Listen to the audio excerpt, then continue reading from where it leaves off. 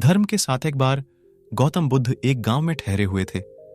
लोग अपनी परेशानियों को लेकर उनके पास जाते और उनका हल लेकर खुशी खुशी वहां से लौटते। उसी गांव में सड़क के किनारे एक भिखारी बैठा करता था। वह बुद्ध के पास आने जाने वाले लोगों को ध्यान से देखता। उसे बड़ा आश्चर्य होता कि लोग अंदर तो बड़ा दुखी चेहरा लेकर जाते हैं, लेकिन वापस आते हैं तो बड़े प्रसन्न दिखाई देते हैं। उस गरीब को लगा कि क्यों ना वह भी अपनी समस्या को बुद्ध के सामने रखे। मन में यह विचार लिए एक दिन वह भी महात्मा बुद्ध के पास पहुंचा। लोग पंक्तिबद्ध खड़े होकर उन्हें अपनी समस्याएं बता रहे थे। जब उसकी बारी आई तो उसने सबसे पहले महात्मा को प्रणाम किया और कहा, भगवान, इस गांव में लगभग सभी लोग खुश और समृद्ध हैं, फिर मैं ही क्यों गरीब हूं? इस पर बुद्ध मुस्कुराते हुए बोले, तुम गरीब और निर्धन इसलिए हो क्योंकि तुमने आज तक किसी को कुछ दिया ही नहीं।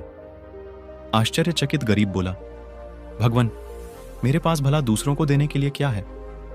मेरा तो स्वयं का गुजारा बहुत मुश्किल से हो पाता है। लोगों से भीख मांगकर अपना पेट भरता हूं।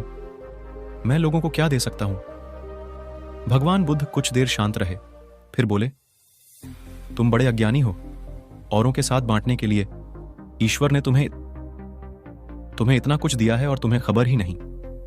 थोड़ा सोचो तो तुम्हें पता चलेगा कि ईश्वर ने कैसी बड़ी बड़ी चीजें तुम्हें दी हैं जो तुम आसानी से दूसरों को दे सकते हो। सबसे पहले तो मुस्कुराहट दी है जिससे तुम लोगों में आशा का संचार कर सकते हो। मुंह से 2 मीठे शब्द बोल सकते हो। दोनों हाथों से लोगों की मदद कर सकते हो।